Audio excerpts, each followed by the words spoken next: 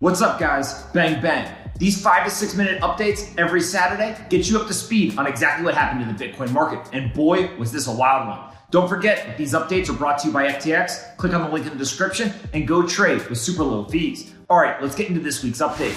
To get started, we can see that Bitcoin's trading just above $20,000, about $20,500. We can see that the market cap has drawn all the way down and is now below $400 billion. Now remember, Bitcoin's inflation rate is still sitting about 1.7% and more than 90% of the supply has been issued. We also can see that the real exchange volume over the last 24 hours is $4.56 billion, and miners have been paid $18.7 million over the last 24 hours to continue to secure the most secure computing network in the world. GBTC premium has widened all the way to 35%. And of course, we have seen that Bitcoin is down 70% from its last all-time high. If we then go and we compare Bitcoin, gold, and the S&P 500, we see that Bitcoin over a 1 year period is down 43%, the S&P 500 down 13%, and gold is up 4%. But if you look over any other time period, 2 to 10 years, Bitcoin continues to dominate gold and the S&P 500. Next up, we can look at the price closing history by each individual level. Bitcoin has spent only 539 days ever in its life above the current $20,500 price point. That's about 10.9%. And so if you had bought Bitcoin 89% of the time and held until today, you would be in profit.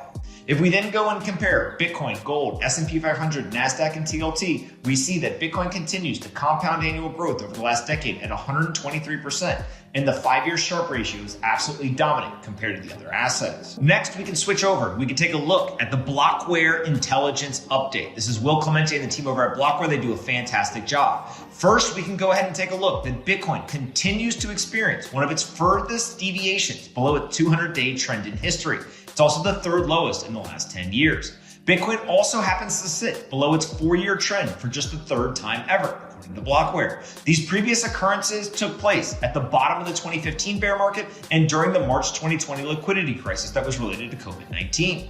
Of course, Bitcoin sits below its 200 weekly moving average for only the second time ever, with the previous occurrence during that March 2020 liquidity crisis. And then in a really interesting chart that we haven't talked about in a long time, you can see that Bitcoin's price sits at the lower bound of its production cost for the first time since the March 2020 liquidity crisis. The idea here is that Bitcoin should at a minimum be worth the cost of energy to produce it. It's a fantastic insight coming from Will and the team over there.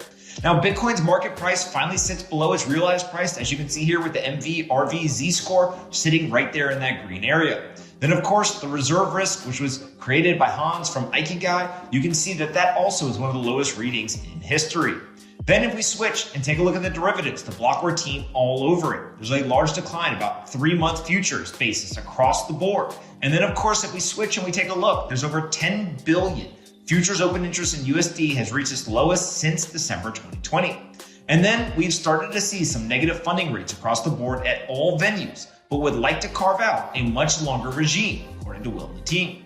Lastly, the options implied volatility that has driven dramatically upwards as active managers and market makers seek to hedge their positions, that now is just shy of the levels reached in mid-May 2021. Now remember, just because all these metrics are flashing, saying that Bitcoin is much, much cheaper than it's historically been, doesn't exactly mean that this is the bottom. Nobody has a crystal ball. We are operating within a very bearish macro environment. The Federal Reserve continues to hike interest rates and conduct quantitative tightening. And that means that Bitcoin finally getting the test. How will it perform in a macro bear market? Since inception, it pretty much has been in the longest bull market in history. And so naturally, people wonder, will the macro win out, or will Bitcoin, the strong fundamental, hash rate hitting all-time highs, and many other metrics going to continue to accelerate? What will end up winning? Nobody knows, but it's always important to understand what the underlying fundamentals and the metrics of Bitcoin are telling us.